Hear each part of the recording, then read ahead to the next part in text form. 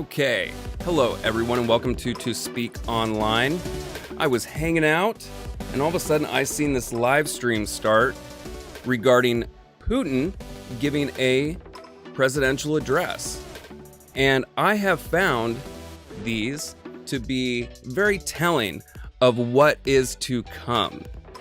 And I highly suggest that you take some time, listen to this with me. We'll write down some of the themes and the claims, because the media, not only with Putin, but I've noticed just in general, is like an oracle, right? It tells us what's to come. And after his last one, you'll notice the talking points get disseminated down into the public and to the main media. And then we all hear about it. On social media, we take it all in. You find the audiences of those who are speaking to adopt those beliefs, and all of a sudden, it's good to go. Everybody's on board. So, let's get started, and we'll take a look. Thanks for joining.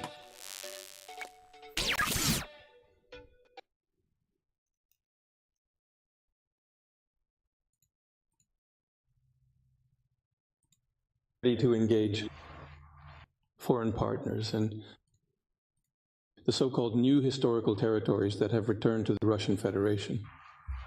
There are also certain reserves there. We are ready to work with our partners, including the Americans, in that direction. The regions too. Sorry, it's a little quiet on their end. These days, we are seeing a barrage of statements, condemnations, and everyone is guessing. Trump, why is he so harsh in saying that Zelensky should go for elections? That he has a 4% rating? Europeans are very critical of all these statements from Trump. And in general, there are already opinions being expressed that the current approach of the US president is actually playing into Russia's hands. Do you really think so? I believe that this is absolutely not. I have my own personal point of view. And it's the opposite of the one you just recently stated. That the thing is that the current head of the Kyiv regime is becoming a toxic figure for the Ukrainian armed forces because he gives stupid orders dictated not by military considerations, but by political ones. And it's unclear what they are based on. This leads to unjustified large losses, if not to say very large or even catastrophic losses for the Ukrainian army. This is becoming toxic for society as a whole. And this is what it leads to. He says, in my opinion, today's vote in the Rada regarding his powers, finally, he has backed himself into a corner by decree. Both the ban on negotiations with the Russian Federation regarding a peace treaty, he stopped these negotiations. And what's the matter? The thing is that he is avoiding these negotiations. Why? Because in the event of these negotiations starting, thank you, sooner or later, most likely quite quickly, this will lead to the need to lift the state of martial law. And as soon as that happens, we need to go to elections right away. Then there will be no reason not to hold elections. After all, elections in Ukraine are not being held under the pretext of the state of martial law. If there are negotiations, then there might be a quick need to lift the martial law, but we would have to go to elections right away. The man is brilliant, absolutely brilliant. Because it doesn't matter. Do you see how he's painting it like that? He's painting it and making it a frame as, you know, he's not going to do this. And he's painting him into that perspective to be perceived from the public as he is a dictator, right? That he is the bad guy. It's so slick, so slick. And we've already seen this work before with the prior one, when this stuff came out from the Kremlin and then it being adopted. It's such a slick move. How many he has. Actually, it doesn't matter how many percent he has for, or how many. What's important is that his rating, according to our data, is objectively low. Exactly half of what his closest political potential opponent. That allows Russia to be perceived as the liberators, right? It's slick. Has, which is significantly less than expected. This is Mr. Zaluzhny, the former commander of the armed forces of Ukraine, who was exiled to London. His rating is exactly twice as high. And if we add to this the possible support of this possible candidate from other political parties, including former prime ministers or former presidents, then the chances of the current head of the regime winning the elections, absolutely none. No, they are equal to zero. But of course, if nothing is grossly manipulated, and this is also bad for him, it will be very noticeable. So he is a factor in the decay of the army, society, and the state. And the current president, Trump, surely understands this and pushes him towards the elections. He wants to do something, as it seems to me, wants to get healthier. The political situation in Ukraine, consolidate society, create conditions for the survival of the Ukrainian state. And in general, this is not so much for the benefit of Russia. We still have a conflict with the current regime as for itself. For the benefit of Ukraine, besides everything else, the current president has announced that he wants to achieve peace. By the way, so do we. And as quickly as possible against Trump, right? The current head of the regime is standing in the way of achieving this goal. That's where it comes from. Naive. The position, as it seems to me, of the President of the United States. And it's not related to the fact that it's in our interest, in Russia's. This is most likely in the interest of Ukraine, the Ukrainian nation state, indeed with the aim of preserving Ukrainian statehood, against which we also have nothing to oppose. Although, of course, we would like this territory not to be used as a... To the gifters online on TikTok, thank you guys. That's really nice. I appreciate the support. ...pad for attacks on the Russian Federation, not to be used as a hostile base against us, so that in the end it turns into in a friendly neighboring state. We hear all sorts of statements from Trump. That is a big one. Russia continues to paint... I wish I could see my notes while I'm doing this. I think it might be somewhat beneficial. But one thing Russia tends to do is they always communicate that they want Ukraine as a peaceful state within them. And this is because I can't spell peaceful, apparently. Still can't. But they always claim that, especially the territory that they most recently took over, is that the claim is, I don't know if it's true or not, but they are primarily Russian speakers and they want to be part of the Russian state. I wonder if I can keep that up there. Excuse my simple expression, it's very difficult or practically impossible for them to steer away from this position without losing face, and considering that they are in a quite complicated and responsible during the internal political Fumbanger period of elections, re-elections, the difficulties in the parliaments and so on. So, given this circumstance, it's practically impossible for them to change their position. Unlike them, the sitting president of the United States and the newly elected president of FNAF, his hands are free. He is free from these fetters that do not allow. Move forward and work towards resolving the conflict. That's why he, well, and in character probably, he acts straightforwardly and without any particular hesitation. There. He has a unique position. He doesn't just say what he thinks, but he says what he wants. Well, it's a privilege.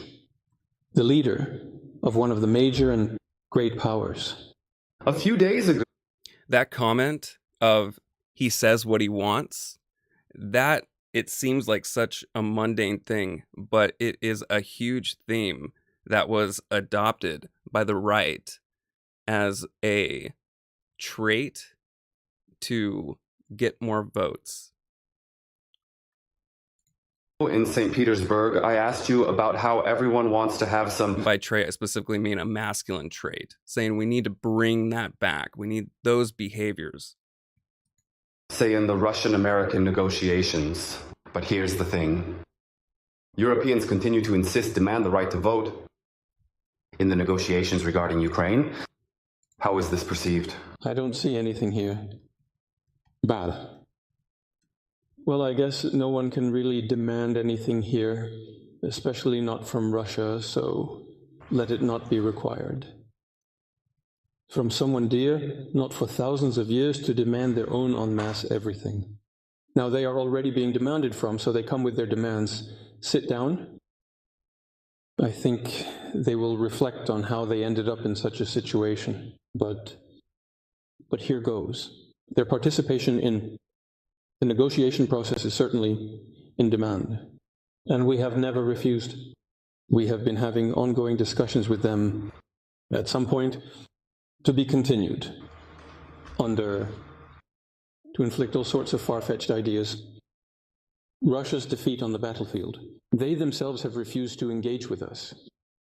They will want to come back. Please, saw the reaction to... Our phone conversation with the President of the United States saw a reaction at a very high level in a number of... It's really emotional and lacks any practical meaning. Why? Because in order to address complex and even pressing issues, including on the Ukrainian track, both Russia and the United States need to take the first step. What does it... You see this? This appeal to emotion? That is another big one. It is an easy way to devalue one's claims by saying they're, reacting emotionally, or they're coming from a position of emotion. This initial step should be focused on building trust and mutual understanding between both countries. That's exactly what we were doing in New Orleans. This will be the focus of the upcoming, perhaps other high-level contacts. It's impossible without it. No issue can be resolved, including such a complex and pressing one as the Ukrainian crisis. But what do the Europeans have to do with it? This indeed concerns the bilateral Russian-American relations. What are they doing here? What will they be doing here?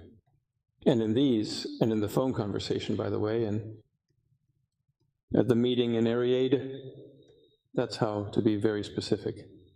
Of course, to address the issue related to the Ukrainian crisis, but it definitely wasn't discussed on its own.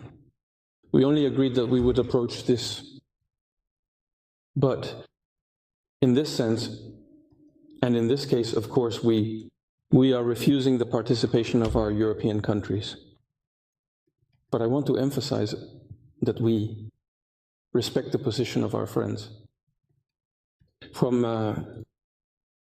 It's interesting that he is rejecting the validity and value of having the EU be part of this.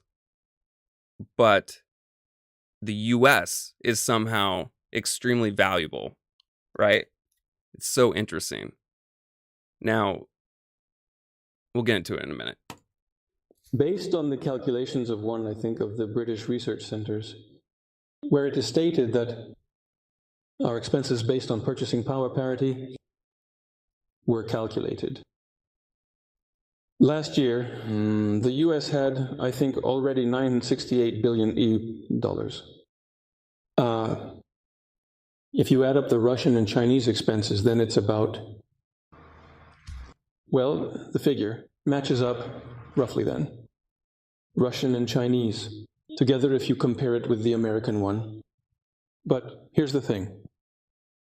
First of all, we need to account for all of this. This will expand the British center. It might be correct, it might not be very correct, or it might be completely incorrect to look at it this way. I can't comment on how the People's Republic of China will react to this. There were different approaches from the American side. regarding strategic offensive weapons on other very serious issues. So this matter also concerns the People's Republic of China. But we could potentially and ultimately reach an agreement successfully with the United States. We're not against it. I think it's a good idea. The United States would cut by 50%, and we would cut by 50%. Well, the People's Republic of China would join later, if they want to. To be continued, we believe that the proposal is good, and we are ready for discussions on the domestic front. Trump also imposed a 25% tariff on steel and aluminum imports from all countries. Well, we used to work quite well in the US on the topic of aluminum. What do you think of this trade policy? I don't want to comment on the trade policy of the United States right now. It has been linked to sanctions for many years. We consider these sanctions to be illegal and harmful to global trade and the economy. And in my opinion, it harms both us and those who impose these sanctions. As for trade policy, increased rates, tariffs, and so on. But each country determines for itself what is beneficial and what is not. The logic, I can understand, to bring production back home, to create jobs. Hello, to make them pay taxes at all levels of the tax system and so on and so forth. But at some point, these actions will definitely face certain difficulties related to inflationary pressure and increases, the cost of the goods and so on. But the specialists know this. They will tell you all the details. As for aluminum in 2017, I think in that year we supplied about 15% of the total imports were supplied. About 15% of American came from Russia. In the US, if I'm not mistaken, they produce approximately about 60% of the aluminum they need domestically themselves, and they get the remaining 40% in total through imports from other countries. Here's 15% was coming from the Russian Federation. The main importer today is Canada. If a decision is made to open the American market to our producers, then we could, in the near future, potentially about 2 million tons to sell on the American market.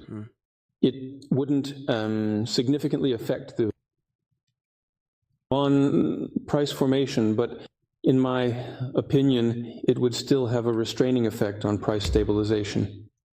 But besides that, and most importantly, in my opinion, is that we could think about working together with American companies in this direction. Well, for example, in the Krasnoyarsk region, there were plans during the Soviet era to build a new hydroelectric power station and create additional productions about aluminum production.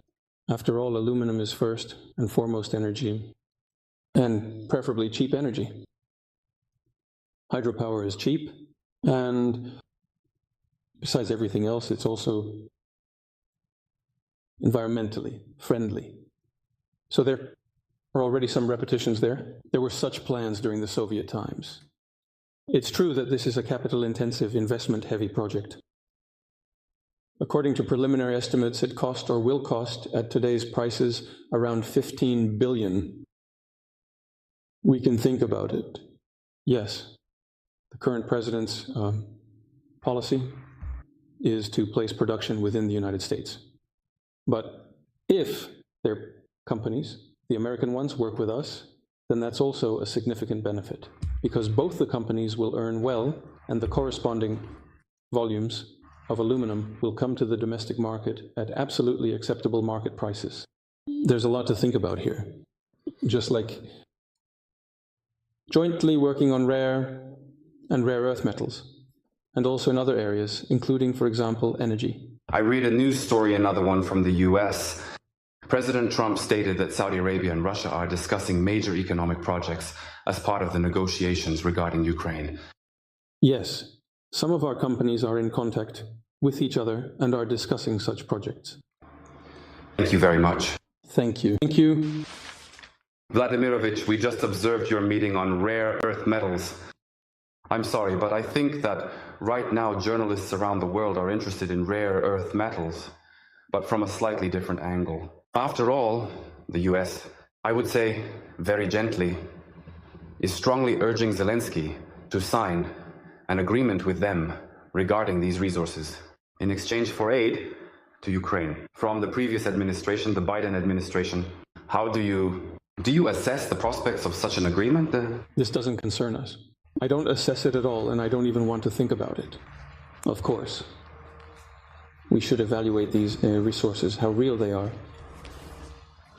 The reality, quantity, cost, etc., is not our business. But our business is our meeting on rare earth metals, important component, a very important resource for modern sectors of the economy. And we haven't done much in this direction yet. We need to do more. The purpose of today's meeting is to focus in the first stage on mobilizing administrative resources to work in this area. By the way, we would be ready to offer this to our American partners. When I say partners, I mean not only administrative, but also governmental structures and companies. If they showed interest in working together and were open to collaboration, we definitely have, I want to emphasize, significantly more resources of this kind than Ukraine. Thank you. Russia is one of the leaders in terms of reserves. These rare earth metals, we have them, they are found in the north, in Murmansk, in the Caucasus, in Kabardino-Balkaria, in the Far East, in the Irkutsk region, in Yakutia, in Tuva. Yes, and in Yakutia, in Tuva. These are quite capital-intensive investments, projects, capital-intensive.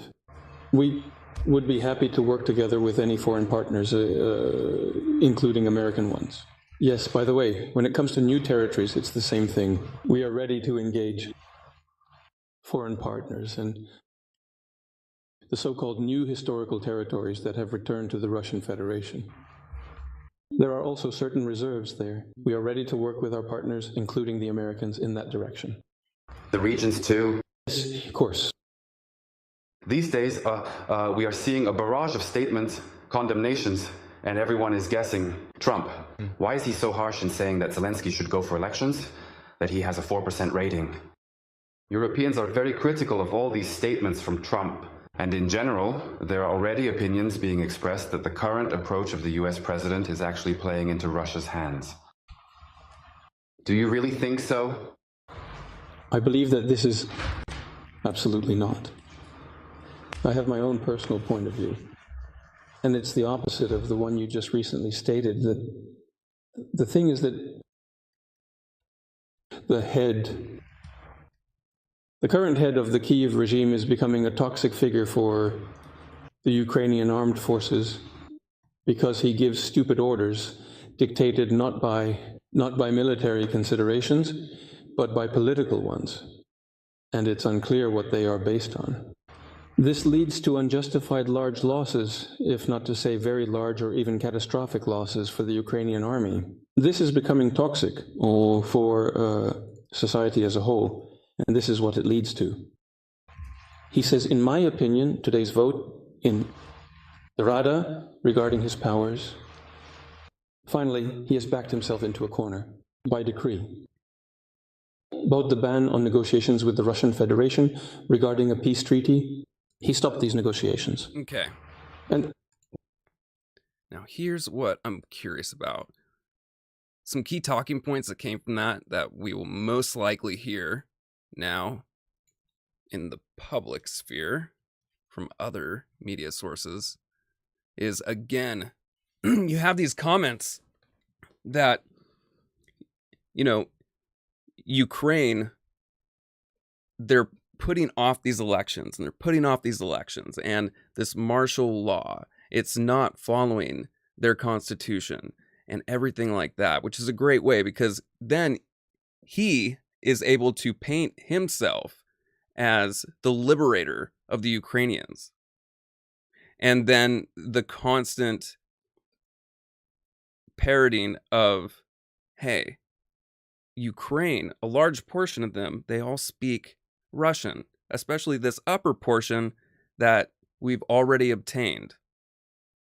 So again, they want to see them as a quote unquote peaceful state and join. You heard in here again, and we heard in this same thing in the last one, that he wants to work with Trump. That, I feel, is very, very important. Usually, they would separate themselves, but they are continuing not to do this. I liked, and by like, I mean, I'm talking about just like a strategic standpoint. Not that I am pro it in any way, but he painted the Europeans, the EU, as reacting emotional, and that they are not coming at this from a truly objective stance, which is a great way to just move them out of this equation. And that is a big deal with the current events, a really big deal. One thing that has come up is NATO. NATO. Ukraine wants to be a part of NATO. In fact, Zelensky even said that he would step down if they were accepted into NATO. Now, Russia does not like NATO at all. If Ukraine were to become part of NATO, he could not go after it again. What could happen is a very interesting thing. These world politics, it makes it such an interesting type of chess play from like a game theory perspective. US has often said that, by US and often said, I mean, recently we've heard this out in the media that, Trump should have us resign from NATO. This would be very interesting. Putin is parroting it, and he's also giving these olive branches of trade. He knows that we want rare earth metals. That is a primary thing. And if you think about it with what we currently want, with the massive investments into AI that we have, and all of the building of these server farms and everything like that, and everything that is required, we will need mass amounts of rare earth metals. So first there was the thought that we could get a trade deal with Ukraine and get 50% there. But as Mr. Putin just said, hey, we got more. And you know what? In fact, we shouldn't even believe that, Ukraine might have some of them, paraphrasing. But I know for a fact that we got them. So this suggests, and we heard this once before too in the prior one, that a trade deal will come up between the US and Russia. Not only that, I expect one to come with China as well. Again, he pushes the EU out throughout this conversation and during his arguments, but he isolates and makes an equivalence between Russia, China, and America, saying these are the people that should be on the table. European Union, they're not part of this. They need to get out. What's interesting is that there has been this push for the 51st state, that being Canada. One thing Canada has is has those rare earth metals, lots of aluminum, as Putin just said. And another thing that they have is hydroelectric power, which I found it very interesting that Putin brought up hydroelectric power. Isn't that interesting? What if we make a deal? I'm not saying I'm pro this or not. I'm just kind of running this out through my head about what might happen. the EU, they're freaking out, and they see that this is probably becoming primarily a three power system, in other words, between China and Russia and America. So if Europe, what I would do if I was Europe is I would grab Canada and I would say, hey, take everything that you want to trade and send it to us, and we will hook you up. Then get the US to drop out of NATO, and then make Ukraine part of NATO. And then when the tariffs continue to go out, Canada has one big thing, and they have that ability to shut down that power. A lot of this talk and a lot of these threats that Trump makes, the primary thing that he has going against him is there's no infrastructure already built. If you had the infrastructure already built and could just, hey, let's do it, that'd work out great. But because you don't, it's very hollow. And if they wanted to end this, they could end it by just turning off that power in a minute. The investments. And this was the comment regarding the investments that ties into what my comment was with Putin. Him mentioning the current president, but if American companies work with us. So getting these companies to invest. It's all about this future investment. Don't worry about now. Worry about later. He also painted Russia, which I guess is expected, as more valuable than Ukraine. But again, you get this China, Russia, and US thing. It's very interesting. And it will be very curious to see how these things play out. I do expect a deal between US, Russia, and China to be made. It's going to be interesting to see what Canada does. Again, he's kind of overplaying his cards a bit because he doesn't have the infrastructure built, or we don't have the infrastructure just to immediately make up for this.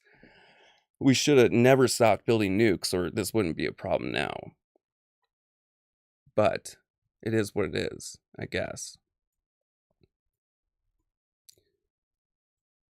Cool. I want to look up some other things, because one thing that we have in common with Russia, and I believe Russia is on this, we just got put on a new watch list. A watch list for human rights. Isn't that awesome? We finally did it in America. We finally did it. Where do I got those articles noted? I'm just going to keep on playing this while trying to figure out where the hell this is. Of course, to address the issue related to the Ukrainian crisis, but it definitely wasn't discussed on its own. We only agreed that we would approach this. But in this sense, and in this case, of course, we are refusing the participation of our European countries. But I want to emphasize that we respect the position of our friends. From BRICS, which we created a group of peace supporters. I just spoke with the chairman of the People's Republic of China today, and we talked about this too. He informed me that this group, the peace group, will meet again in New York very soon to discuss this. We are just arriving. We are grateful to all our partners who raise these issues and who strive for peace to be achieved. And what am I getting at? Not only Europeans, but other countries also have the right to can participate, and we relate to this in this context. Please discuss a few more statements about which, as I mentioned, there is a lot. For example, he said that he wants to propose cutting the defense budget in half with you and China's head. What you like that idea? I know, I can guess what this is based on. It seems to be based on based on the calculations of one, I think, of the British research centers, where it is stated that our expenses based on purchasing power parity were calculated. Last year, the US had, I think, already $968 billion EU dollars. If you add up the Russian and Chinese expenses, then it's about, well, the figure matches up roughly then. Russian and Chinese, together if you compare it with the American one. But here's the thing. First of all, we need to account for all of this. This will expand the British center. It might be correct, it might not be very correct, or it might be completely incorrect to look at it this way. I can't comment on how the People's Republic of China will react to this. There were different approaches from the American side regarding strategic offensive weapons on other very serious issues. So this matter also concerns the People's Republic of China. But we could potentially and ultimately reach an agreement successfully with the United States. We're not against it. I think it's a good idea. The United States would cut by 50%, and we would cut by 50%. Well, the People's Republic of China would join later, if they want to. To be continued, we believe that the proposal is good, and we are ready for discussions on the domestic front. Trump also imposed a 25% tariff on steel and aluminum imports from all countries. Well, we used to work quite well in the US on the topic of aluminum. What do you think of this trade policy? I don't want to comment on the trade policy of the United States right now. It has been linked to sanctions for many years. We consider these sanctions to be illegal and harmful to global trade and the economy. And in my opinion, it harms both us and those who impose these sanctions. As for trade policy, increased rates, more tariffs, and so on. But each country determines for itself what is beneficial and what is not.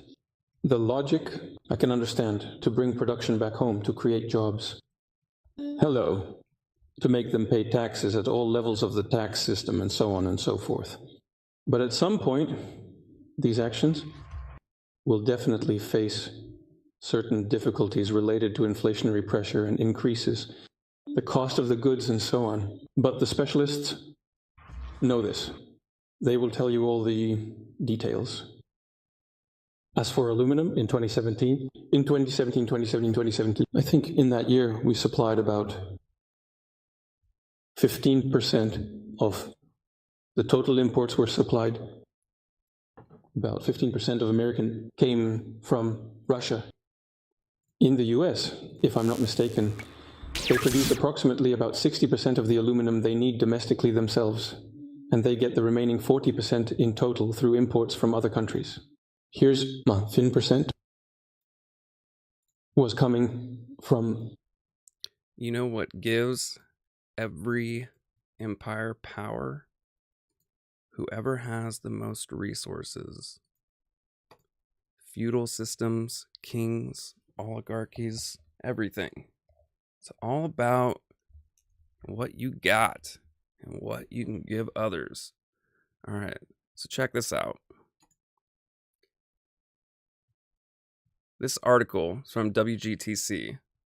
Donald Trump's targeting of civil liberties lands the U.S. on a human rights watch list. And by the way, and I'm not getting paid for this. Hopefully I might at some point, but I'm not now. If I were, there would be a referral code. But I use a service called Ground News. And what they do is they take a topic and then they rate it, whether it is leaning left, right, if it has factuality or not, if it's misleading, etc., etc. It is a great way to at least be aware of the bias that is portrayed, and then it also gives you a path to seek out good information as well. So I highly suggest it. it really is a useful tool. I use it a lot just for research for these podcasts to try and get you good information, and I hope I do. But it's really useful. So this article on their site, it's listed as factual and it is center. We could take a look at something on the left and right here just to see how it's portrayed differently. It would be curious to see. I would be willing to expect that on the right, it would be framed as we are like in some hyper masculine way. Like, if that makes sense. Like, they're just afraid of us because we're badass motherfuckers like that or something. But anyway, getting off topic. Okay, so Donald Trump's targeting of civil liberties lands the U.S. on a human rights watch list. Okay, a lot of ads. The United States, the country that used to slap sanctions on others for suppressing dissent, is now being called out for doing the exact same thing. Earlier this week, Jesus, talk about an acronym, Civicus. I'm going to say Civic Us from now on. An international watchdog group dedicated to monitoring civic freedoms added the U.S. to its list of countries with narrowed civic space. The same list includes places like Pakistan, Chile, and Slovakia. Turns out the very freedoms America loves to flaunt are now being systematically dismantled by its own leader. All right, so that's a big claim. Hold on, let me get up my Word document, because we, for one, are going to need to look up who the hell Civic Us is to see if they're even like a legitimate source at all. You know, you slap an acronym on something and all of a sudden it's like, oh, you're legit. But that's not always the case. Where the hell did that go?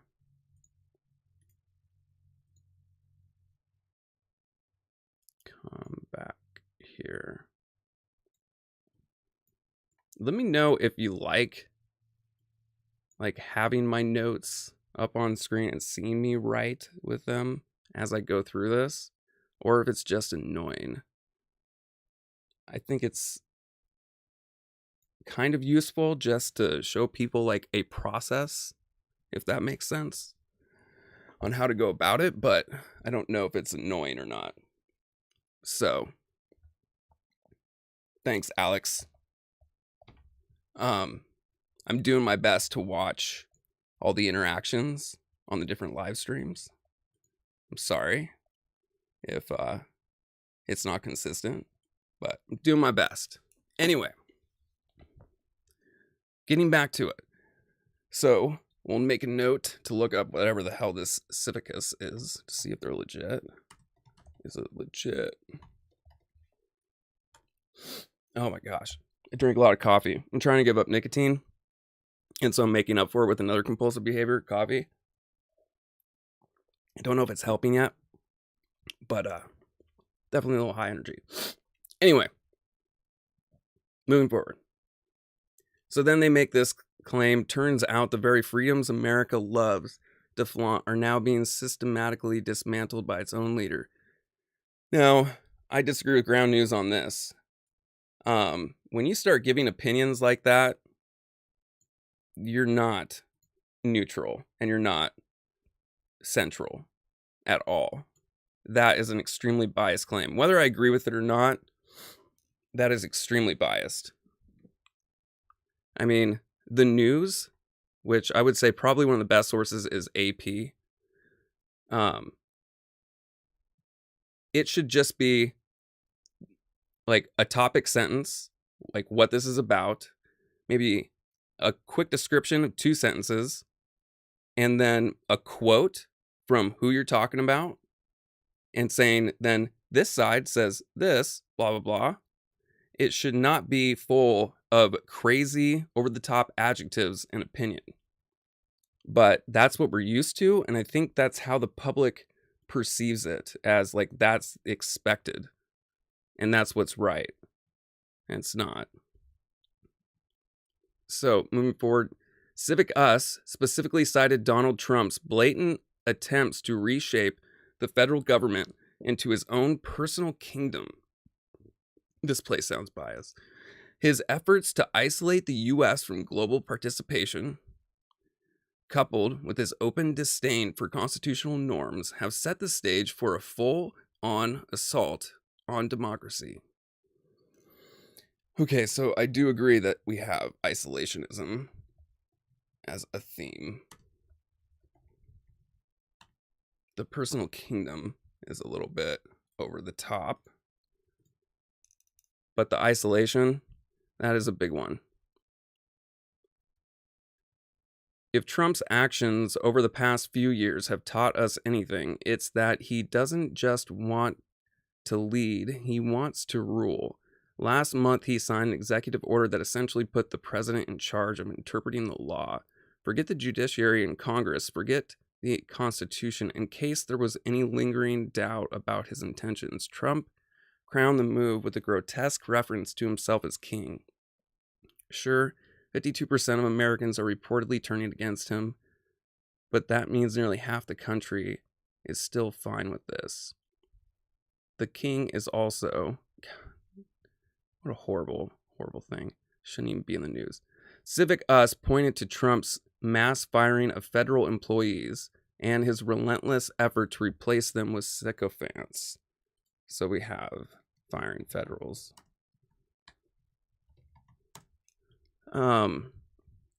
Take the Consumer Financial Protection Bureau, for example. Once a crucial watchdog against fraud and abuse, is now little more than a hollow shell. Then there's the U.S. Agency for International Development, which has been stripped of its ability to provide humanitarian aid. Two big things with that are a problem. You know, we say we're just getting rid of the Consumer Financial Protection Bureau. It's like, okay, cool. That sounds great. The only problem is people don't know what the Consumer Financial Protection Bureau does at all. And then same with USAID, like what the purpose is behind it. These things go away, and all of a sudden it affects you, and it affects your day-to-day life in ways that you didn't even know. And you soon find out that those benefits that you received from those monies going to different places that we may not understand, but later find out, were really damn important. Were really important. So, their claims are the firing of federal employees, gutting these different positions. If gutting agencies wasn't enough, Trump has turned his authoritarian gaze towards student protests, particularly pro-Palestinian demonstrations. Trump didn't like was dragged off to Louisiana detention center. It was labeled him an agitator. I gotta say, these people aren't really making a good claim on this. But here, I do agree with this that I think they're going to get at. White House Press Secretary Carolyn Leavitt announced that the administration would now decide which media outlets get to participate in the presidential press pool. This unprecedented move is nothing short of an attempt to create a state-approved propaganda machine. This I agree with. If there's one silver lining here, perhaps it's the American exceptionalism has finally been put to rest. Because honestly, how exceptional can you really claim to be when you are sharing a watch list with regimes famous for imprisoning journalists and activists? You know, it's too bad that this person is so biased that they just made a really shitty article. That's probably the only good point they have there, because there's actually some good claims to be made. But let's look up who this place is. Civic Us.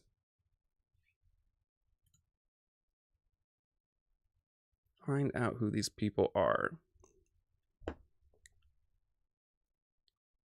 Tracking civic space. Publications, data, watch list.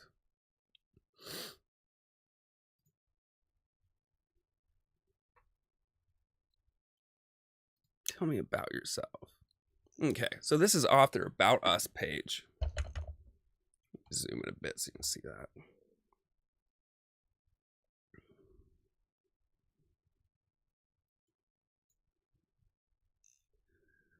About Us. The Global Civil Society Alliance constitutes an influential network of organizations at the local, national, and regional and international levels, and spans the spectrum of civil society. Civic Us includes the following in its definition of civil society: civil society networks and organizations, trade unions, faith-based networks, professional associations, NGO capacity developmental organizations, philanthropic foundations, and other funding bodies. Good. I like that they have a wide breadth of funding. It's not just one thing.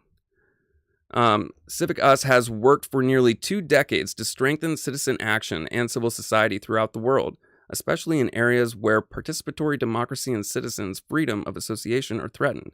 Civic Us has a vision of a global community of active, engaged citizens committed to the creation of a more just and equitable world. This is based on the belief that the health of societies exists in direction proportioned to the degree of balance between the state, the private sector, and civil society. Civic Us provides a focal point for knowledge sharing, common interest representation, global institution building, and engagement among these disparate sectors. It acts as an advocate for citizen participantship as an essential component of governance and democracy worldwide. Civic Us seeks to amplify the voices and opinions and blah, blah, blah. Cool. Vision, they want good things.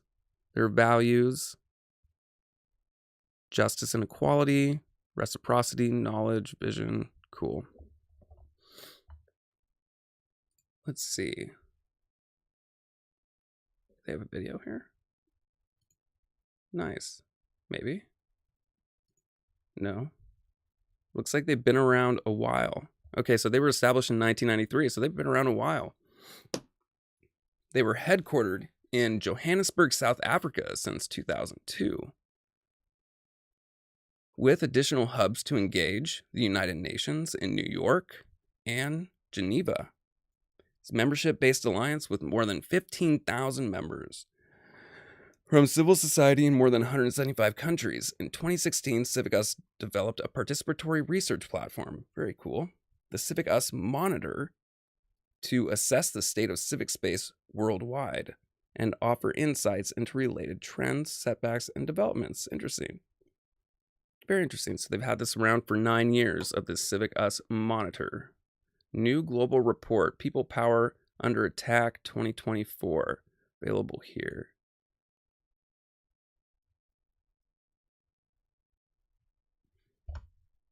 Accept. There you go. Give me all the cookies.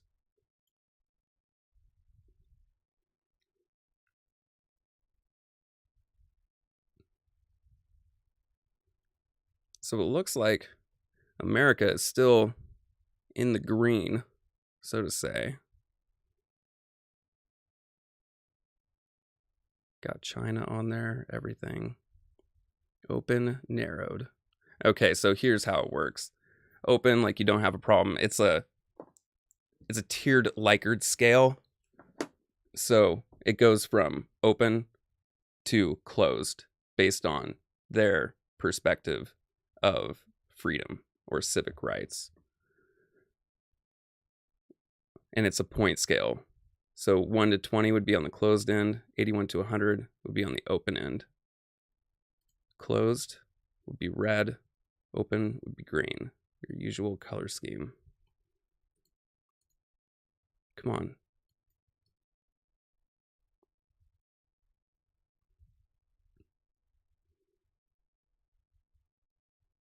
Trends. Key findings. Number 1 violation, protesters detained. Regional analysis. Here we go. Americas. I like it.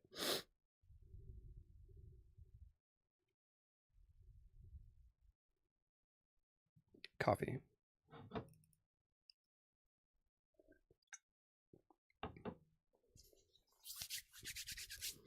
Okay. So the rating overview, and this is for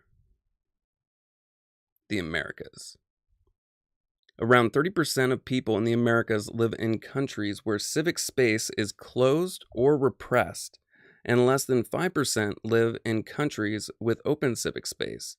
Out of 35 countries, civic space is closed in 3. excuse me, that was interesting. Out of 35 countries, civic space is closed. In 3, repressed in 6, and obstructed in 5. 11 countries in the Americas are rated as narrowed, while 10 have open civic space. Civic space has tightened with worsening political repression, the debilitation of democratic institutions, and the concentration of executive power. Nicaragua and Venezuela offer emblematic examples of how civic space has been closed. Okay, so here is a problem. I believe, based on this, by Americas, they are including a very, very large space, because here they have highlighted, so they have South America included in this, and of course then North America, but they're including all of it. The only thing is, though, when people read that other article, oh, this is really disappointing, just because of some of my own bias, but the way that they painted it in that article was that it is America, right? And that's how people are going to look at it, is America. Okay, you're talking about America. But what it's actually including is the Americas, which include a lot of different forms of government in a lot of different places. So that is a little misleading. Let's see if they say something about here specifically with the U.S. You got Venezuela, the approval, control, performance, nonprofits, blah, El Salvador, CSOs, Peru, fiscal attacks, only a few countries have taken meaningful, Jamaica, most common violations. Here we go. Of civic freedoms documented in the Americas in 2024 were attacks on journalists. Okay. Here, the U.S. Journalists are often the target of attacks when covering protests. This was recorded in several countries, including Argentina, Bolivia, Haiti, Mexico, Peru, the USA, and Venezuela. Security forces have frequently been identified as the main perpetrators of violence, raising concerns about excessive use of force. Post-election protests.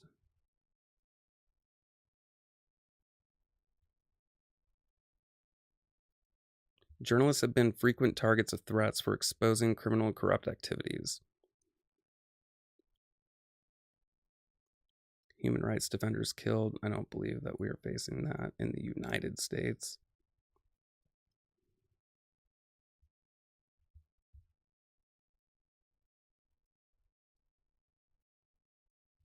Country of concern, Haiti.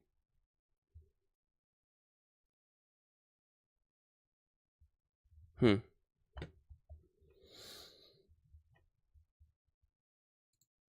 disappointed in that article.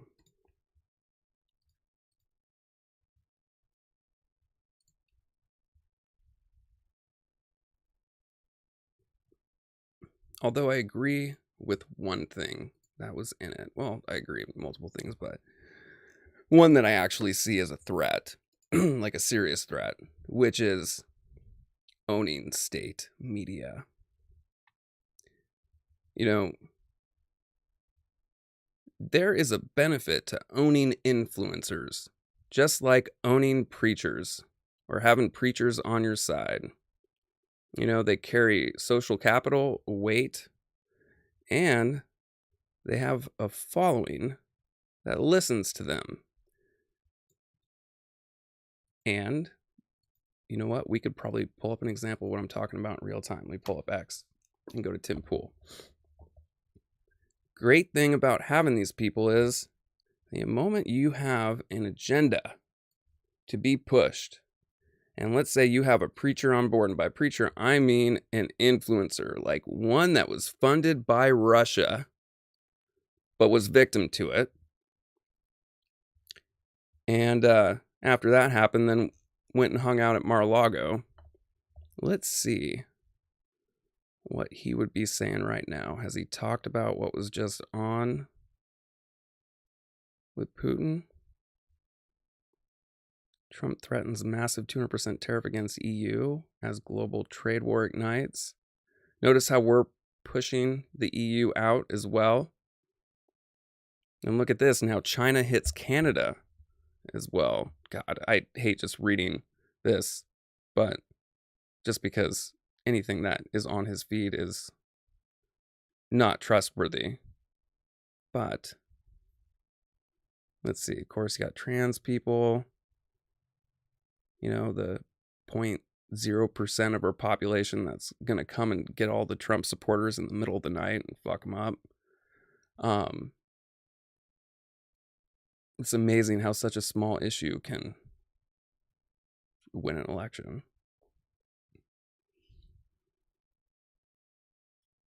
But let's do a search. What was one of the main themes?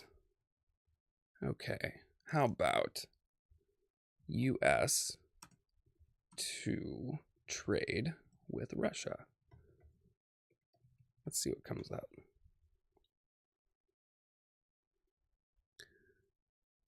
Just in, Trump announces major economic cooperation between the US and Russia. So that was on February 24th. Joint U.S. economic projects with Russia are in the interest of long-term peace, Trump said. You know, honestly, that is a reasonable argument that it would benefit us in peaceful ways. The only thing is it's what those like tacit acknowledges of behaviors, you know, like what that pushes. So are we going to promote, you know, autocracy, you know, this type of oligarchy form of government? Because if we support this, you know, with trade in different ways, it's just like a quiet way of saying, hey, we're for this. Like, hey, it's okay. And I don't know if I'm for that. I'm not for that. Let's see. Trump, do a Google search. Trump moves to push for trade agreement with Russia. May take him like 24 hours to really get this out, but it will come. Oh, 1 hour ago. Trump sees good. No, come on. I gotta pay for that article. Live updates. Democrats push for new bill. Trump administration live updates. New York Times, gotta pay for that. Trump news. Ukraine talks and deadline.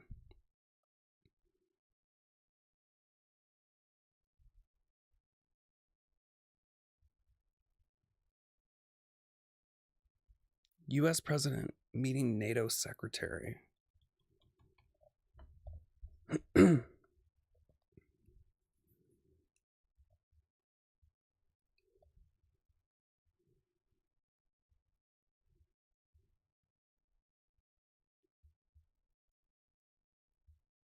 Oh, this was a big thing about this Greenland. That was really kind of pushed under the rug. But the whole idea behind that, it is it's an interesting stance to take, especially for, I wonder how Europe feels about it. They can't be pro it because it's more of an offensive position rather than a defensive one, given where it is. You plant some missile bases there, it would really alleviate a lot of the threat from the EU, at least because now that we're teaming up with these other world powers and the EU is not necessarily becoming one of our allies anymore, and that's on our fault. You know, grabbing that land would be a very good pick, something good to have.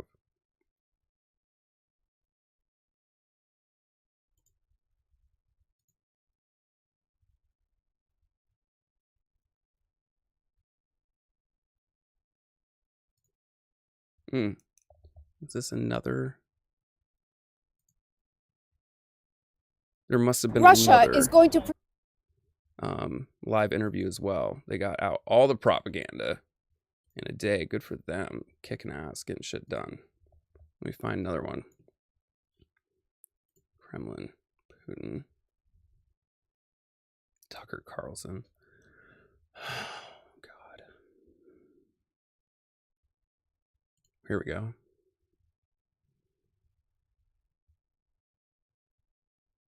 Does it provide English? Русь.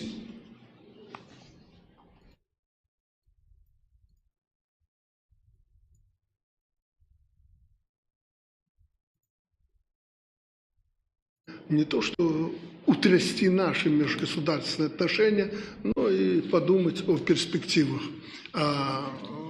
Их надо определять. Время идет быстро и поставило перед нами немало вопросов. И мы договоримся и определим лучшие перспективы нашего сотрудничества.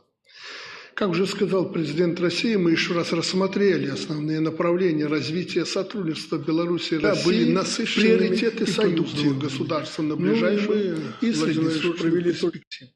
Мы обменялись мнениями о текущей международной ситуации в глобальном и региональном разрезе. Подтвердили актуальность подписанных в декабре прошлого года договора.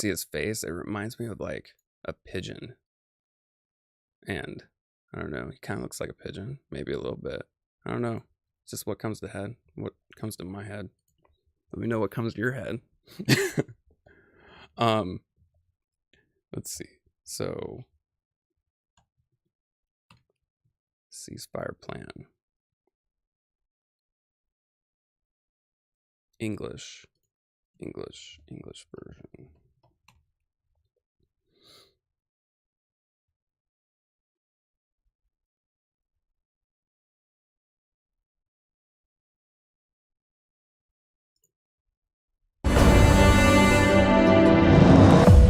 I don't think they have an English version out yet.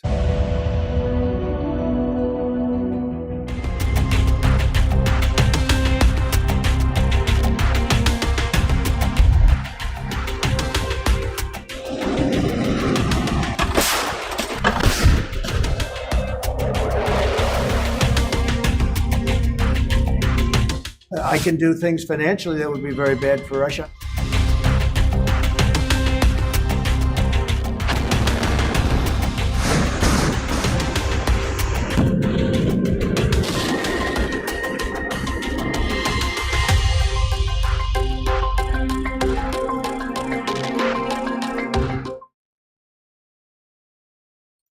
Top officials are racking up the air miles, capitals are buzzing, and peace is on the agenda. It's a welcome change after 3 years of intense fighting. The question is, can it deliver? As we speak, US officials are in Moscow. The delegation is led by Trump's trusted advisor / golf buddy, Special Envoy Steve Witkoff. He visited Moscow last month as well. I really don't care about this. I want to hear what they say.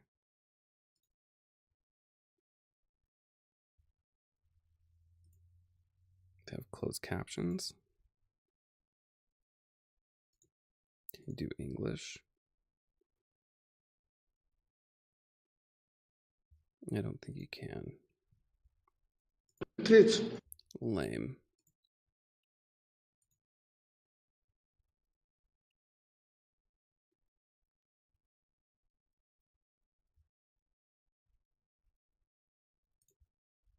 Запад игнорирует наши интересы и при этом... While the West ignores our interests and forbids Kyiv from negotiating, it hypocritically calls on us to engage in some kind of negotiations. This looks simply idiotic. On one hand, they are forbidden to negotiate with us, and on the other hand, we are called to negotiations or hinted that we are refusing them. This is some kind of nonsense. We live in a sort of wonderland. First of all, they should start by giving Kyiv the command to lift the ban on negotiations with Russia. Secondly, we are ready to sit at the negotiating table even tomorrow. We understand all the peculiarities of the legal situation, But there are legitimate authorities there, even according to the Constitution. There is someone to negotiate with.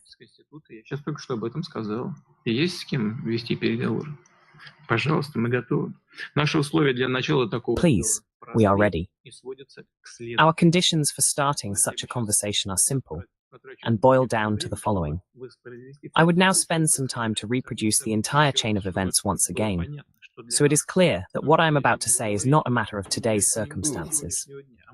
We have always adhered to a certain position. We have always strived for peace. So these conditions are very simple. Ukrainian troops must be completely withdrawn from the Donetsk and Luhansk People's Republics, Kherson and Zaporizhia regions. Moreover, I draw attention to the fact that this means from the entire territory of these regions, within their administrative borders, that existed at the time of their incorporation into Ukraine.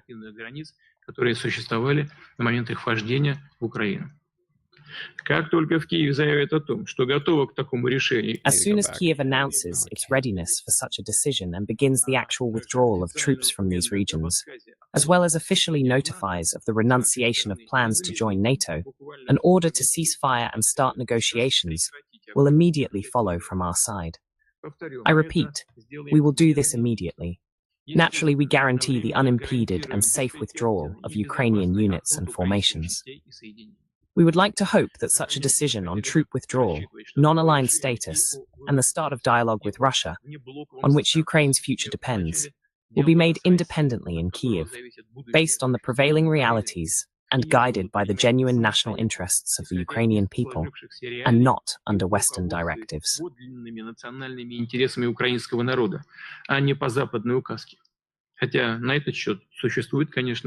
Although there are, of course, significant doubts about this, nevertheless, I want to once again say and remind in this regard. I said that I would like to go over the chronology of events once more. Let's take the time to do this. So, remember how he was talking about in that other address about just making these non-emotional arguments and basing them on facts? Well, what if your facts are lies? Of February 2014. On February 18th, armed clashes began in Kiev, provoked by the opposition. A number of buildings, including the City Hall and the House of Trade Unions, were set on fire. On February 20th, unknown snipers opened fire on protesters and law enforcement officers.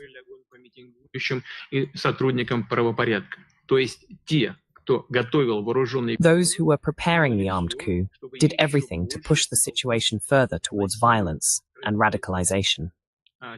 The people who were on the streets of Kiev during those days, expressing dissatisfaction with the then government, were intentionally used for their selfish purposes, like cannon fodder. They are doing exactly the same thing today, conducting mobilization and sending people to slaughter. And yet, there was an opportunity for a civilized way out of the situation back then. For those who don't know, Kiev is the capital and largest city of Ukraine. It's located in north-central Ukraine. So, just so you know what he's actually talking about.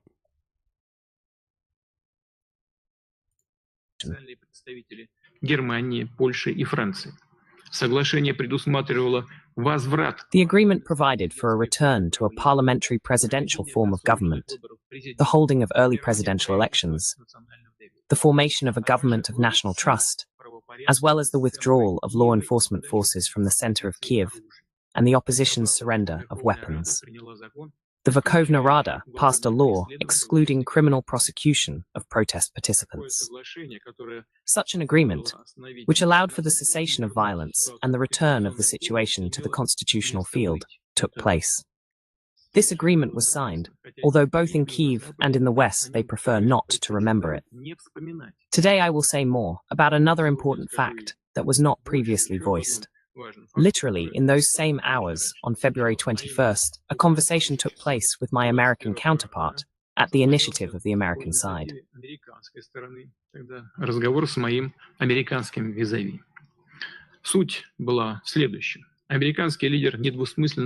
The essence was as follows.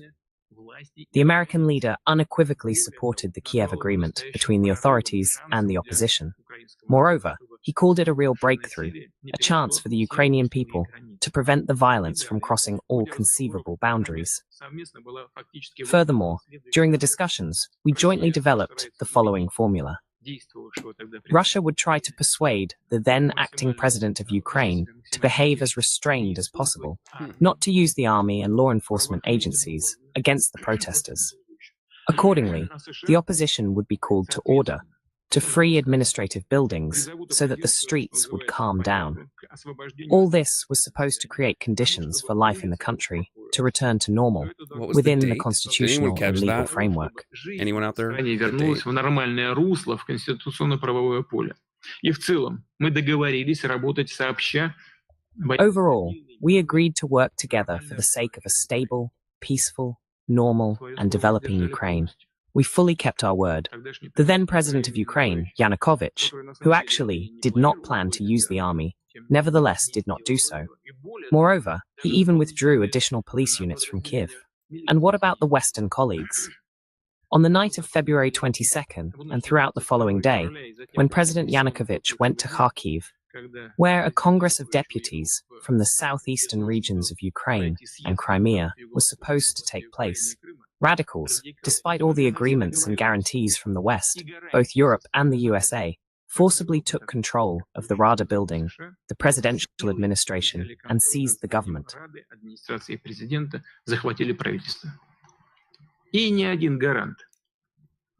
And not a single guarantor of all these political settlement agreements, neither the United States nor the Europeans, lifted a finger to fulfill their obligations, to urge the opposition to release the seized administrative buildings and renounce violence. It is evident that such a course of events not only suited them, it seems that they were the authors of the development of events in this very direction. Already, on February 22nd, 2014... Isn't he slick at painting the other side as the villain? God, he's so good.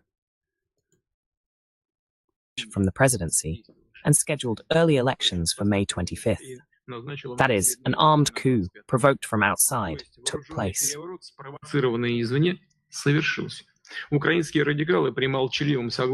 Ukrainian radicals, with the silent consent and direct support of the West, thwarted all attempts to resolve the situation peacefully. Then we urged Kiev and Western capitals to start a dialogue with the people in southeastern Ukraine, to respect their interests, rights, and freedoms. No, the regime that came to power as a result of a coup chose war. In the spring and summer of 2014, it launched punitive actions against Donbass. Russia once again called for peace. We did everything to resolve the acute problems within the framework of the Minsk agreements. But the West and the Kiev authorities, as I have already emphasized, did not intend to fulfill them. Although in words, Western colleagues, including the head of the White House, assured us that the Minsk agreements were important and that they were committed to the processes of their implementation.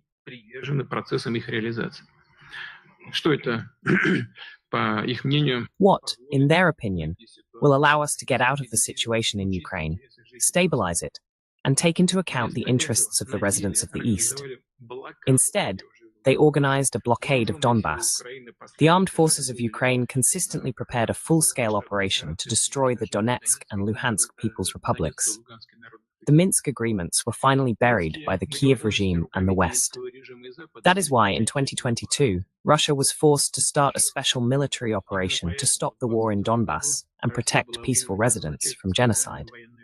At the same time, from the very first days, we have been proposing options for a diplomatic resolution of the crisis.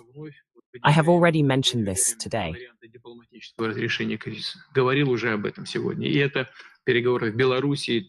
These are the negotiations in Belarus and Turkey, the withdrawal of troops from Kiev to create conditions for signing the Istanbul agreements, which were in principle agreed upon by everyone. But even these attempts of ours were ultimately rejected.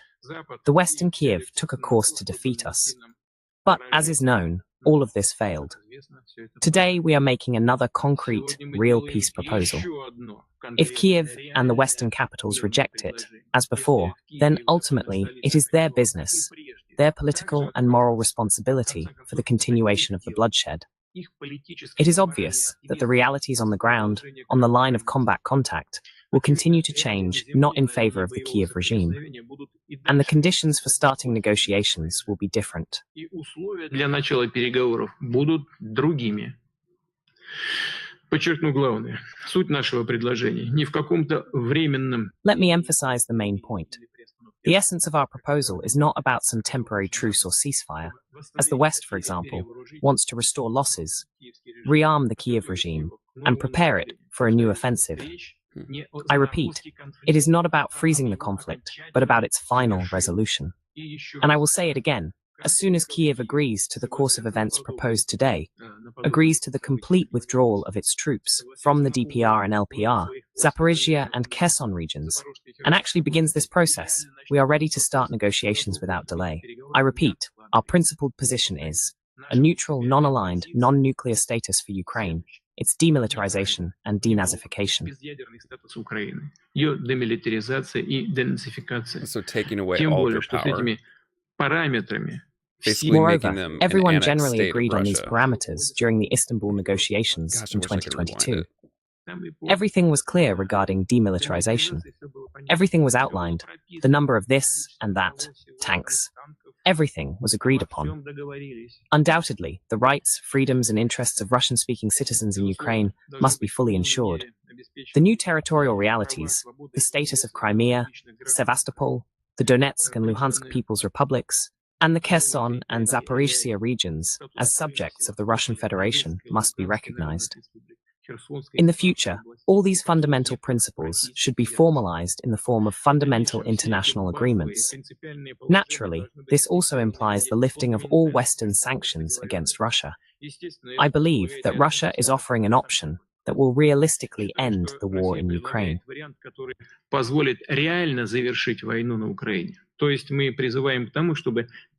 In other words, we call for turning a tragic page of history. Let it be difficult and gradual, step by step, but it is necessary to start restoring relations of trust and good neighborliness between Russia and Ukraine, as well as in Europe as a whole. By resolving the Ukrainian crisis, we, together with our partners from the CSTO and SCO, who are already making a significant contribution to finding ways for peaceful resolution, as well as with Western, including European, states, are ready for dialogue.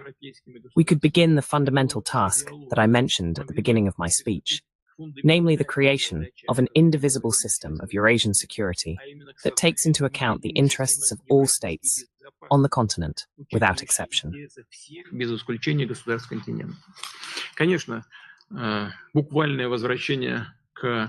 Of course, a literal return to the security proposals we put forward 25 to 15 years ago, or even 2 years ago, is impossible.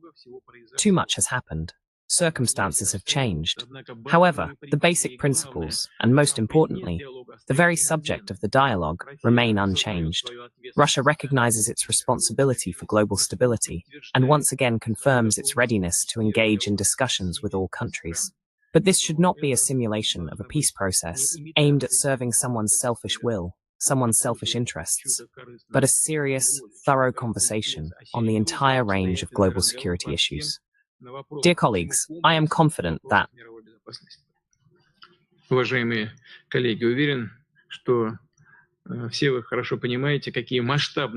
you all understand well the large-scale tasks facing Russia, how much we need to do, including in the field of foreign policy.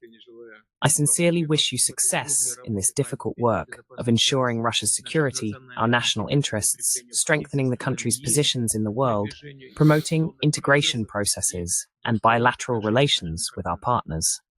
For its part, the state leadership will continue to provide the diplomatic service and all those involved in the implementation of Russia's foreign policy with the necessary support.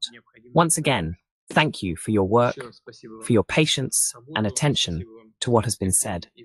I am confident that we will succeed together. Thank you very much.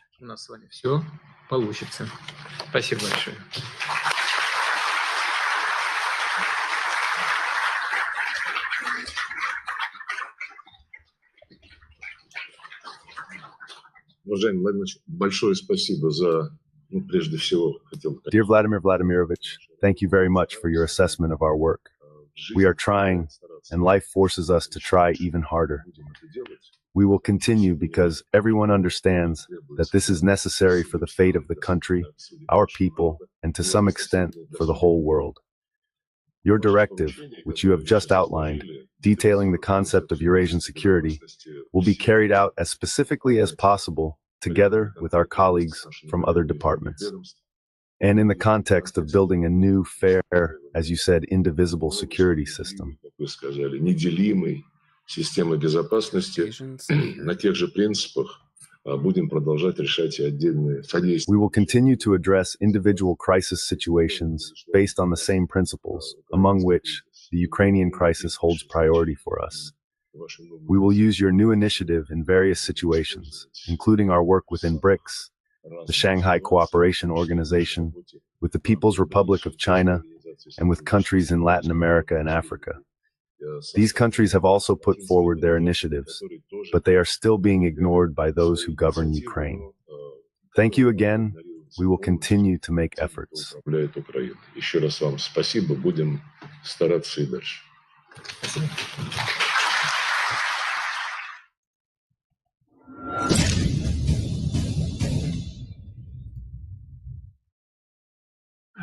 Уважаемый Владимир Владимирович, уважаемые коллеги, мы Dear Vladimir Vladimirovich, dear colleagues, we are always glad to see you at the Ministry of Foreign Affairs.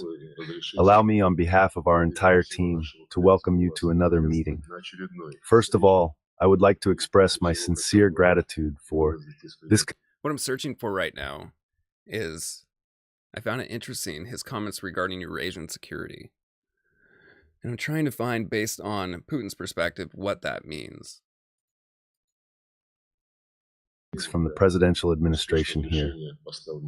Хотел бы также отметить присутствующих здесь коллег из администрации президента, правительства, федерального собрания, органов. The government, the Federal Assembly, executive authorities. This is what I thought. We are invariably committed to the closest interaction and coordination.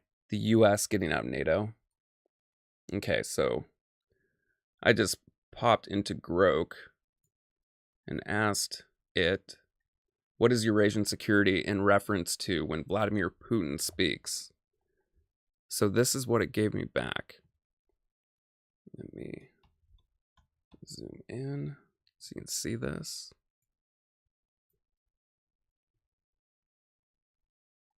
Research suggests this framework aims to counter Western influence and promote a multipolar world order, with Russia playing a significant role, though details and implementation remain under discussion.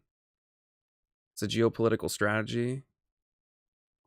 It seems very likely that when Vladimir Putin speaks of Eurasian security, he refers to a proposed new security framework for the Eurasian region involving countries like Russia, China, Central Asia, as an alternative to the Western-dominated structures like NATO.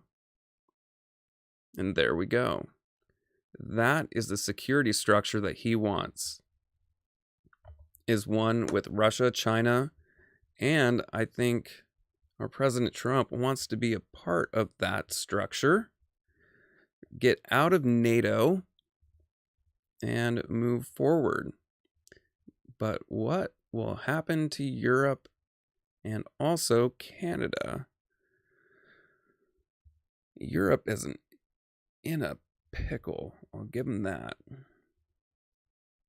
little bit of background on it. Eurasian security, in the context of Putin's speeches, appears to be a concept tied to Russia's vision for regional stability and influence.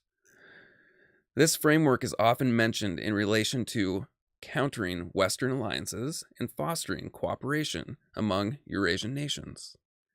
Putin's vision. Putin's proposal for Eurasian security emphasizes equal and indivisible security, suggesting a structure where no single power dominates, contrasting with what he views as outdated Euro-Atlantic models. This vision was notably highlighted in his February 29, 2024 State of the Nation address, where he stressed readiness for substantive conversations with interested parties.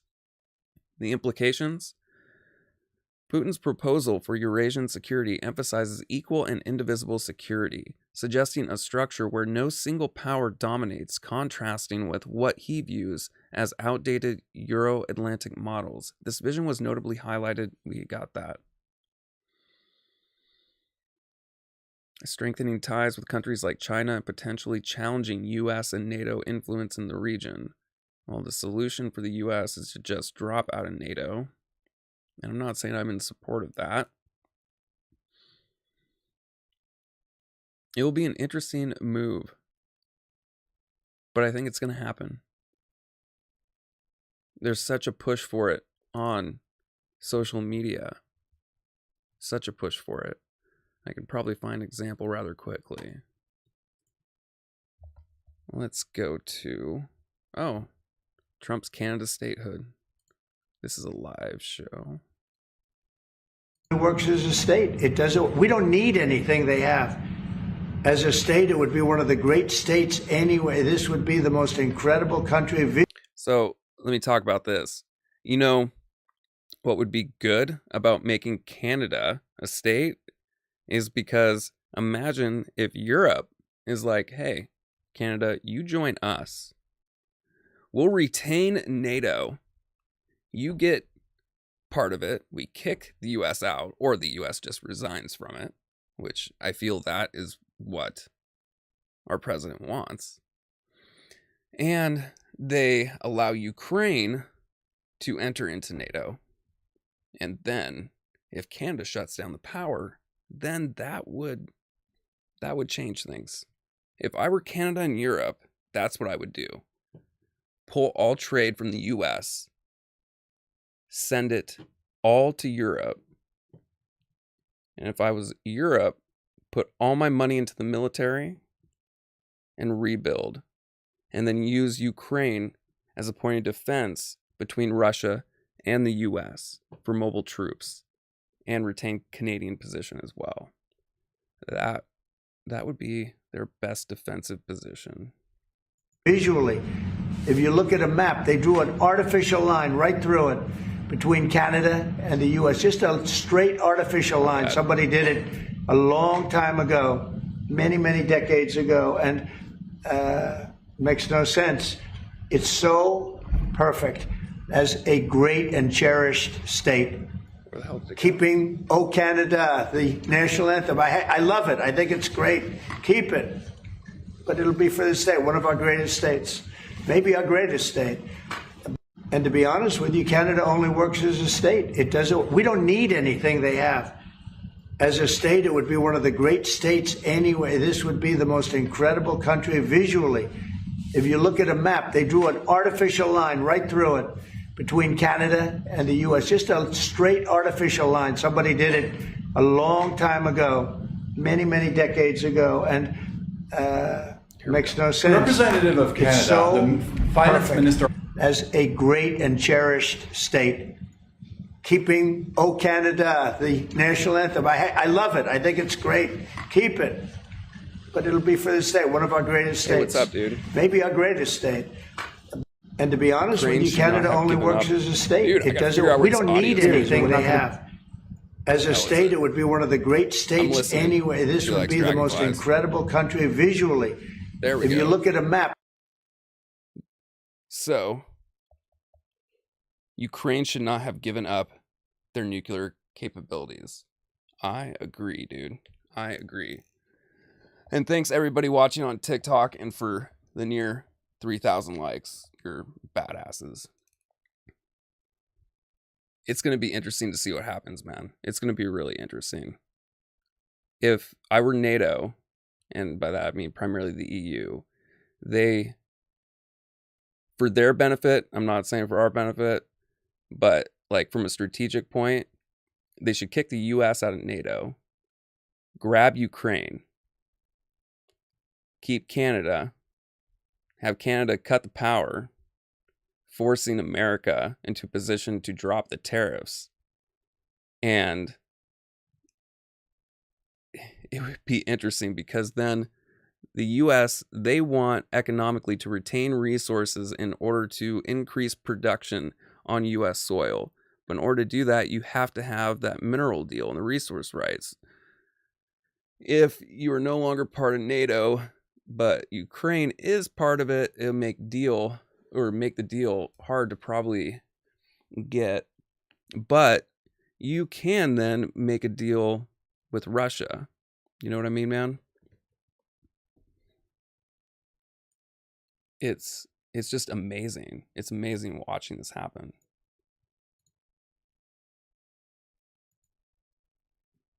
I want to get this full speech online so we can take a look at it. Not that, not that, not that.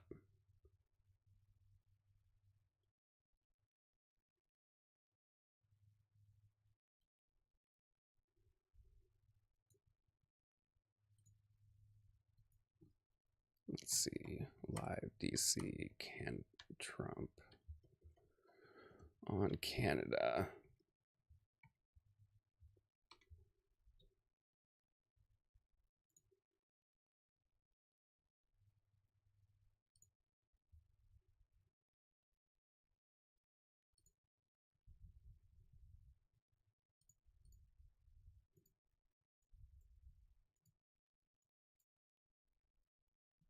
No. That are planned for April 2nd.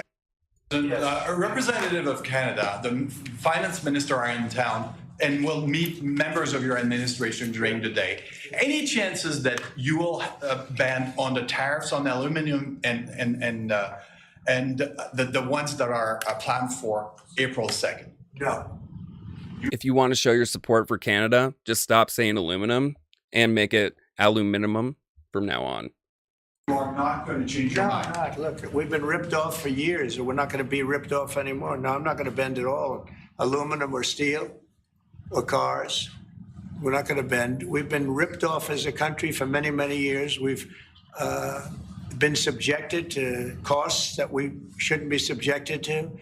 In the case of Canada, we're spending $200 billion a year to subsidize Canada. I love Canada. I love the people of Canada. I have many friends in Canada. The great one, Wayne Gretzky, the great. Hey, how good is Wayne Gretzky? He's the great one. But we have, I know many people from Canada that are good friends of mine. But, you know, the United States can't subsidize a country for $200 billion a year. We don't need their cars. We don't need their energy. We don't need their lumber. We don't need anything that they give. We do it because we want to be helpful. But it comes a point when you just can't do that. You have to run your own country. And to be honest with you, Canada only works as a state. It doesn't. We don't need anything they have. As a state, it would be one of the great states. Okay, so we know that that's a lie, right?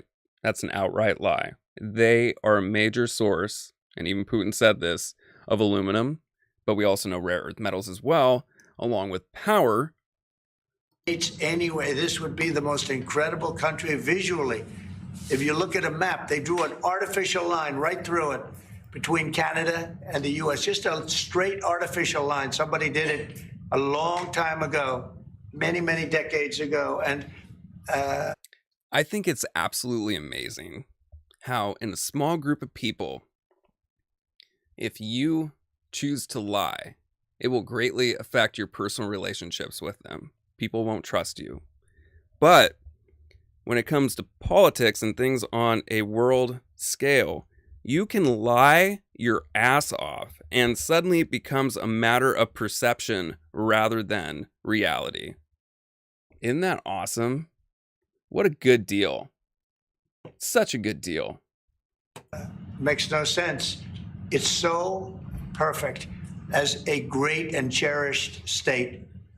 Keeping "O Canada," the national anthem. I love it. I think it's great. Keep it. But it'll be for the state, one of our greatest states. Maybe our greatest state. But why should we subsidize another country for $200 billion? It costs us $200 billion a year. And again, we don't need their lumber. We don't need their energy. We have more than they do. We don't need anything. We don't need their cars. I'd much rather make the cars here. And there's not a thing that we need. Now, there'll be a little disruption, but it won't be very long. But they need us. We really don't need them. And we have to do this. I'm sorry. We have to do this. Yes. Wow. Wow. Christine, let's talk about just the reaction to what. I want to hear that full meeting. Here we go. Trump reacts to Putin's remarks. on ceasefire deal. I want to hear it out of his mouth, not from another person's. Donald Trump, the Mango Menace, fell apart on camera. Again, I don't care about your opinion. I might like you, dude, but I want to hear from him.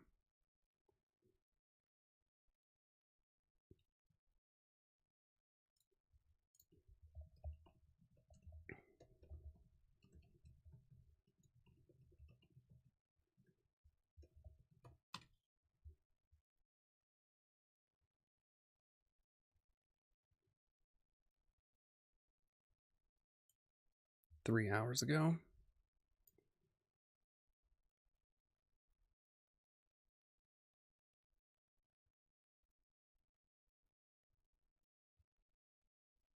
Trump on NATO, Department of Education.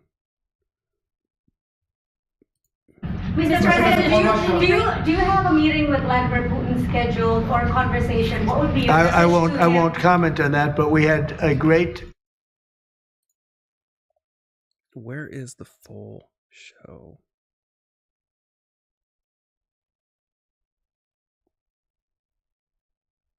That we will have a NATO which is really reinvigorated under your leadership, and we are getting there. We also discuss defense production because we need to produce more weaponry. We are not doing enough. Not in the US, not in Europe, and we are lacking behind when you compare to the Russians and the Chinese. And you have a huge defense industrial base. Europeans buying 4 times more here than the other way around, which is good because you have a strong defense industry, but we need to do more there to make sure that we ramp up the production and kill the red tape. So I would love to work with you on that. And finally, Ukraine, you broke the deadlock. As you said, all the killing, the young people dying, cities getting destroyed. The fact that you did that you started the dialogue with the Russians and the successful talks in Saudi Arabia now with the Ukrainians. I really want to commend you for this. So, The Hague is my hometown. I love to host you there in the summer and work together to make sure that that will be a splash, a real success, projecting American power on the world stage. What Mark is saying is when I first went to NATO, my first meeting, I noticed that very few people were paying. And if they were, they weren't paying their fair share. There were only 7 countries that were paying what they were supposed to be paying, which was... Yeah, it's even worse. Could be even worse.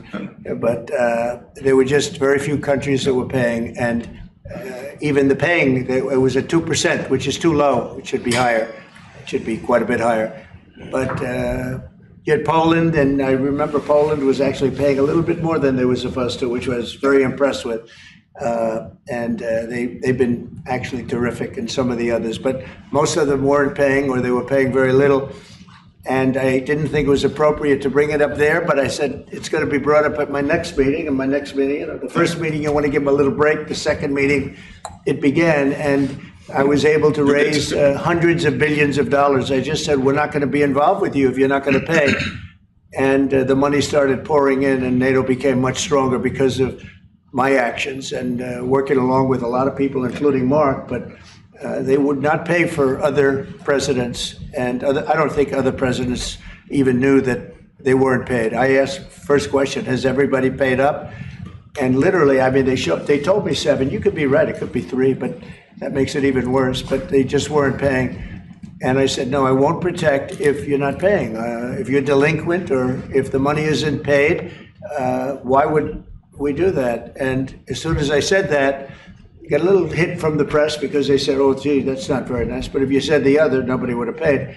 And the money started coming in by the billions. And, hundreds of billions of dollars flowed into NATO, and NATO became strong. Yeah. And you remember that. Your predecessor, who I thought was a very good man. Absolutely. Yeah, Stoltenberg. He sends his best greetings. He was terrific. Stoltenberg, Secretary General. And he made the statement that when Trump came in, the money started coming in like we never saw before. Hundreds of billions, actually probably close to $600 billion came in, and NATO became strong from that standpoint. And now we have to use it wisely, and we have to get this war over with, and you'll be back to a normal, much more normal life. And maybe we're close. We're getting words that things are going okay in Russia, and it doesn't mean anything until we hear what the final outcome is. But they have very serious discussions going on right now with President Putin and others. And hopefully they all want to end this nightmare. It's a nightmare. It's a horrible thing when you look. I get pictures every week. They give me the pictures of the battlefield, which I almost don't want to see. It's so horrible to see young people laying arms and legs and heads laying all over the field. It's the most terrible thing that you'll ever see. And it's got to stop. These are young people with mothers and fathers and sisters and brothers and friends. And it's got to stop. So we hopefully are going to be in a good position sometime today to have a good idea. We'll have, we know where we are with Ukraine, and we are getting good signals outside of Russia as to where we are with Russia. And hopefully they'll do the right thing. It's really humanity. We're talking about humanity. We're not talking about the money. But then you add the money to it, and hundreds of billions of dollars is being spent and really wasted so unnecessarily. It should have never happened. So it's an honor to have you here. They picked a great gentleman. I'll tell you, I was so happy to hear, because you had somebody, Stoltenberg was really good, and you have somebody that's going to do an incredible job. And I was so much in favor of you. You have no idea. They had another person that I did not like. I was not happy. And I think I kept him from, you know what I'm talking about. I said, this is the right man to do it. And he really did. He was a great prime minister of the Netherlands. He did a great job. And that's what he's doing right now. So thank you, everybody, for being here. And it's a very great honor to have you. And we even have some of our great energy people here today, right? We have the governor, and we have Chris, Chris. He's supposed to be the most talented man in the world of energy, according to the governor. So I don't know if he's right. And we have General, you've been fantastic. Thank you very much. And we have a lot of good people that won't be so much involved with this, but they wanted to see what was happening. It's become a little bit of a show, but they wanted to see what was happening, and I think a lot of good things are happening.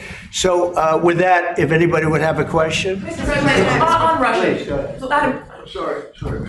Steve Witkoff's trip to Moscow, you spoke about it. What sort of agreement do you hope he comes away from there with? Well, we'd like to see a ceasefire from Russia, and we have, not been working in the dark. We've been discussing with Ukraine land and pieces of land that would be kept and lost, and all of the other elements of a final agreement. There's a power plant. What was that? Sorry, Steve Witkoff's trip to Moscow, you spoke about it. What sort of agreement do you hope he comes away from there with? Well, we'd like to see a ceasefire from Russia, and we have, not been working in the dark. We've been discussing with Ukraine land and pieces of land that would be kept and lost, and all of the other elements of a final agreement. There's a power plant involved, a very big power plant involved. Who's going to get the power plant, and who's going to get this and that? I wonder if some of it's what part of land has those resources on it. And so, it's not an easy process. But phase one is the ceasefire. A lot of the individual subjects have been discussed, though. We've been discussing concepts of land, because you don't want to waste time with a ceasefire if it's not going to mean anything. So we're saying, look, this is what you can get, this is what you can't get. They discussed NATO and being in NATO, and everybody knows what the answer to that is. They've known that answer for 40 years, in all fairness. So a lot of the details of a final agreement have actually been discussed.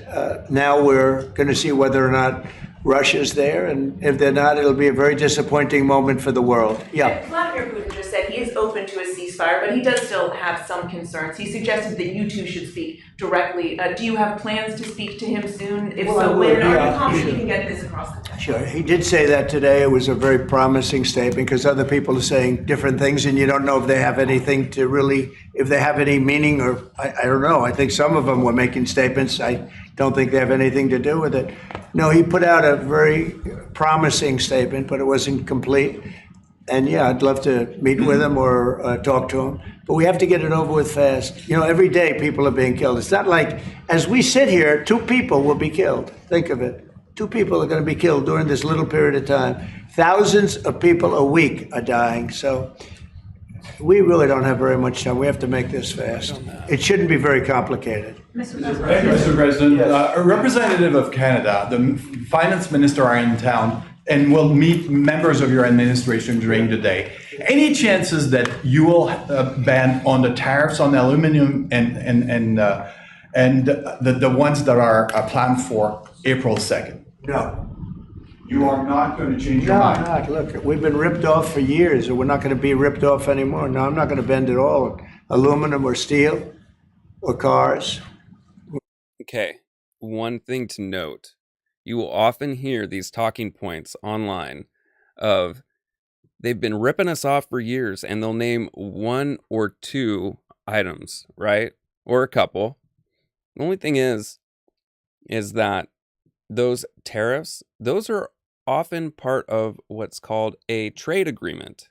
For example, the one in 2020 designed and signed by Donald Trump with Canada and Mexico. So those items, those were agreed upon. And in this case, and this is another thing that you don't hear, because we are breaking that agreement, that makes us the aggressor. It makes us the aggressor. And those countries, for example, Canada, are on defense because we are breaking the trade agreement designed in tandem with them and signed. We are the aggressor. And sadly, the bad guys in this case. It's a lot to think about. We're not going to bend. We've been ripped off as a country for many, many years. We've been subjected to costs that we shouldn't be subjected to. In the case of Canada, we're spending $200 billion a year to subsidize Canada. I love Canada. I love the people of Canada. I have many friends in Canada. The great one, Wayne Gretzky, the great. Hey, how good is Wayne Gretzky? He's the great one. But we have, I know many people from Canada that are good friends of mine. But, you know, the United States can't subsidize a country for $200 billion a year. We don't need their cars. We don't need their energy. We don't need their lumber. We don't need anything that they give. We do it because we want to be helpful, but it comes a point when you just can't do that. You have to run your own country. And to be honest with you, Canada only works as a state. It doesn't. We don't need anything they have. As a state, it would be one of the great states anyway. This would be the most incredible country visually. If you look at a map, they drew an artificial line right through it between Canada and the U.S. Just a straight artificial line. Somebody did it a long time ago, many, many decades ago. And all right, everyone, I got to get going. It's about 2 hours. Please be sure to like, share, and subscribe. You can also check us out on Spotify. I'd really appreciate the support over there. So if you can go take a look and follow, that would be great. Really helps support the show a lot. Thank you, everybody, for watching. Still kind of working out what time to stream or not. I want to try and do like a daily thing during the weekdays. I'm thinking maybe the morning looks to be the most productive time.